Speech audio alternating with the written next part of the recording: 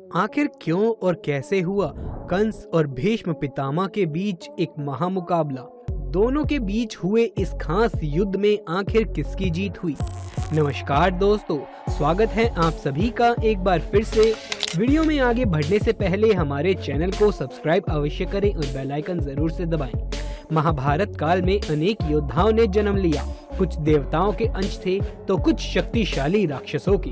किंतु कुरुक्षेत्र के युद्ध से पहले 3 राज्य ऐसे थे जिन्होंने कभी भी पराजय का स्वाद नहीं चखा, जिसमें से एक हस्तिनापुर, दूसरा इंद्रप्रस्थ और तीसरा था जिसे द्वारका कहते हैं। इन राज्यों पर आक्रमण तो स्वयं देवी देवता भी नहीं करते थे, क्योंकि हस्तिनापुर में मौजूद थे भीष्म पितामह, इंद्रप्रस्थ में 5 पांडव और द्वारका में स्वयं भगवान श्री कृष्ण, जो साक्षात भगवान विष्णु के ही स्वरूप हैं। लेकिन आखिर ऐसा हुआ क्या कि कंस ने हस्तिनापुर पर हमला कर भीष्म पितामह से दुश्मनी मोल ली, और आखिर दोनों के बीच में हुए इस युद्ध में कौन जीता? ये बात उस समय की है जब भीष्म पितामह हस्तिनापुर के राजा विचित्रवीर्य के विवाह के लिए कन्या ढूंढने निकले थे। उन्होंने कई सारे राज्यों में भ्रमण किया, परंतु उन्हें अपने भाई विचित्रवीर्य के लिए कोई भी उत्तम कन्या नहीं मिली। फिर उन्होंने अपने सेनापतियों को कई सारे राज्यों में भेजा ताकि वो एक उत्तम कन्या की खोज कर सके। उनमें से एक सेनापति भगदत्त के महल में जा पहुंचा, जहां उन्होंने देखा कि भगदत्त इंसानों की बलि दे रहा था, जिसमें हस्तिनापुर के कई सारे सैनिक भी शामिल हैं। ये बात जाकर उसने शीघ्र ही भीष्म पितामह को बता दी। जब भीष्म पितामह को ये बात पता चली तो उन्होंने क्रोधित होकर उसके राज्य का सर्वनाश करने का सोचा। लेकिन दूसरे ही पल उन्होंने ये भी सोचा कि अगर वो स्वयं असम जाकर भगदत्त से मुकाबला करेंगे तो उनके राज्य की सुरक्षा कौन करेगा? स्वयं भगवान परशुराम से शिक्षा प्राप्त करने वाले भीष्म पितामह ने उसी समय एक अमोघ्य दिव्य बाण हस्तिनापुर से ही छोड़ा, जो सीधा भगदत्त को जाकर लगा। कहते हैं उस समय उस दिव्य बाण से भगदत्त की मृत्यु तो नहीं हुई, लेकिन वो मूर्छित हो गया। ये सब देखकर वहाँ के सैनिकों के मन में भी भय उत्पन्न होने लगा। ये बात धीरे धीरे भगदत्त के मित्र कंस को पता चली। वो जानता था कि हस्तिनापुर को जीत पाना बेहद मुश्किल कार्य है, लेकिन फिर भी उसने अपने मित्र के लिए राक्षसों की सेना लेकर हस्तिनापुर की ओर निशाना साधा। जब वो हस्तिनापुर के करीब पहुंचा, तब उसने अपने धनुष की टंकार बजाना शुरू करी और जोर शोर से गर्जना करने लगा, जिससे हस्तिनापुर की धरती हिलने लगी। ये सब देखकर भीष्म पितामह अपने महल के सबसे ऊंचे किले में पहुंचे और उन्होंने देखा कि कंस अपनी सेना के साथ हस्तिनापुर के अंदर प्रवेश करने वाला है। भीष्म के पास खड़े कई सारे सैनिकों ने सेना को तैयार करने का आदेश दिया, लेकिन भीष्म पितामह ने उन सभी को रोक दिया और फिर वो अकेले ही अपने रथ पर सवार होकर कंस की तरफ बढ़ने लगे और उन्होंने अपने धनुष की प्रत्यंचा को खींचा, जिससे बहुत गंभीर ध्वनि निकली, जिससे कि कंस की सेना में भगदड़ मचने लगी।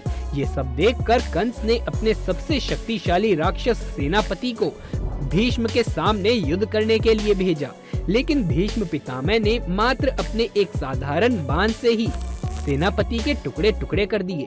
सेनापति का ये हाल देखकर कंस बुरे तरीके से घबरा गया और उसने अपनी पूरी की पूरी सेना को भीष्म पर हमला करने का आदेश दिया। कंस की विशाल सेना को अपनी ओर आता देख भीष्म पितामह ने एक दिव्य बाण अभिमंत्रित किया और उसे चला दिया। उस महाघोर अस्त्र से शूल, फरसे, मुसल और भालों की बौछार होने लगी, जिससे कंस की सेना बुरे तरीके से परास्त हो गई और वो इधर उधर जान बचाकर भागने लगी। अपनी सेना को इस तरह भागते हुए देखकर कंस अपने सबसे शक्तिशाली मायावी अस्त्र भीष्म की ओर चला देता है, जिससे उसी समय भीष्म पितामह का रथ नष्ट हो गया और ये देखकर कंस जोर जोर से गर्जना करने लगा। ये सब देखकर भीष्म अत्यधिक क्रोधित हो उठे और उन्होंने अपना महारुद्र अस्त्र का आवाहन किया। उस महाघोर अस्त्र के प्रकट होते ही धरती डोलने लगी, प्रचंड वायु चलने लगी, सृष्टि कांपने लगी। जैसे ही वो अपने धनुष से कंस पर उस महाघोर अस्त्र को छोड़ने ही वाले थे कि तभी एक आकाशवाणी हुई, जिसने भीष्म पितामह से कहा कि इसका वध किसी और के हाथों निश्चित है। आप अपने प्रचंड शस्त्र का प्रयोग ना करें। ये ना ही सिर्फ कंस बल्कि आपके लिए और साथ ही समस्त सेना और पृथ्वीवासियों के लिए किसी महाविनाश से कम नहीं होगा।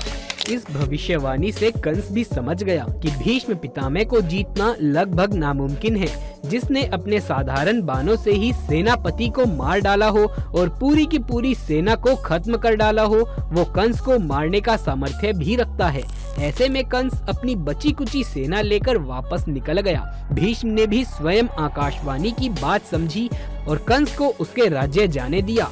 इस कहानी से ये पता चलता है कि भीष्म पितामह कितने ज्यादा शक्तिशाली थे, जिन्हें जीत पाना लगभग नामुमकिन था, लेकिन उन्होंने अपने जीवन में बहुत सी गलतियां करी और उन्हीं गलतियों के कारण हुआ महाभारत। आइए जाने भीष्म पितामह की ऐसी 5 गलतियां जिनकी वजह से महाभारत युद्ध हुआ। करीब 58 दिनों तक मृत्यु शैया पर लेटे रहने के बाद जब सूर्य उत्तरायण हो गया, तब भीष्म पितामह ने अपना शरीर छोड़ दिया। इसीलिए ये उनका निर्वाण दिवस भी कहा जाता है, जहां उन्हें मोक्ष की प्राप्ति हुई। लेकिन दोस्तों, क्या आप जानते हैं कि भीष्म पितामह की ऐसी 5 गलतियां भी थी जिनकी वजह से महाभारत हुआ था? तो चलिए जानते हैं आखिर कौन सी थी ये 5 गलतियां। पहली गलती, धृतराष्ट्र के अन्याय पर चुप रहना। भीष्म पितामह जानते थे कि पुत्र मोह में धृतराष्ट्र पांडवों के साथ अन्याय कर रहे हैं, लेकिन राजा और राज सिंहासन के प्रति निष्ठा के चलते भीष्म पितामह उनका साथ देते रहे। पांडवों के साथ हुए अति अन्याय के चलते ही महाभारत का युद्ध हुआ।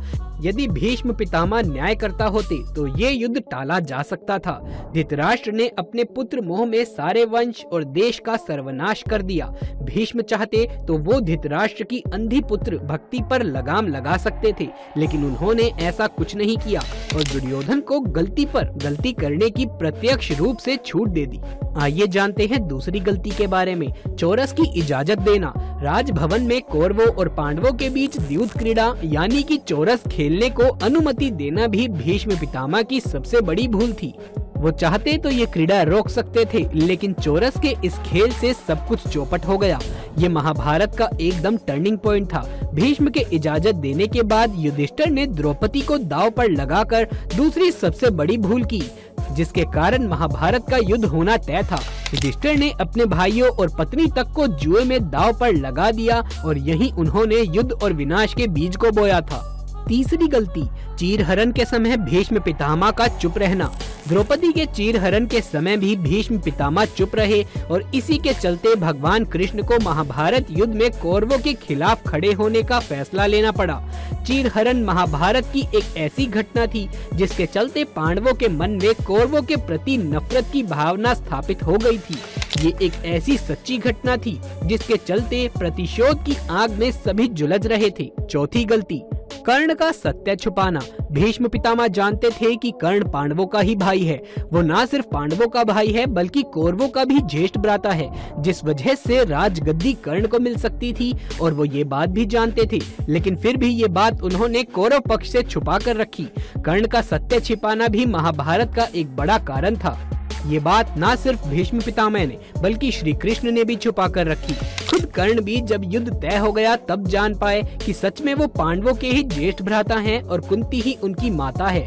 कर्ण अपनी जातिगत हीन भावना के कारण ही अर्जुन और पांडवों से द्वेष करते थे और दुर्योधन को हमेशा से विश्वास दिलाते रहे कि युद्ध में मैं अकेले ही सबको निपटा सकता हूँ। पांचवा कारण, श्री कृष्ण के शांति प्रस्ताव पर चुप रहना।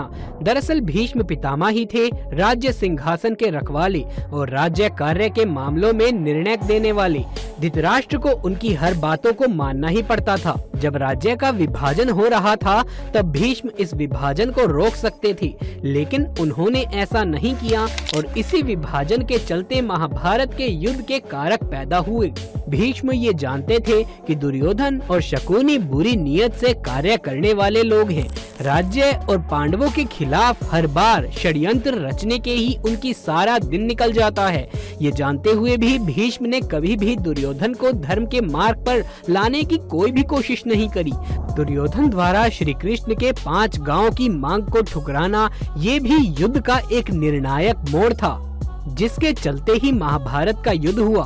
तो दोस्तों, यही थे वो 5 खास कारण जिसकी वजह से महाभारत का युद्ध हुआ और इन सभी कारणों का सबसे बड़ा कारण था भीष्म पितामह। ये कारण भीष्म पितामह के द्वारा ही उत्पन्न हुए थे।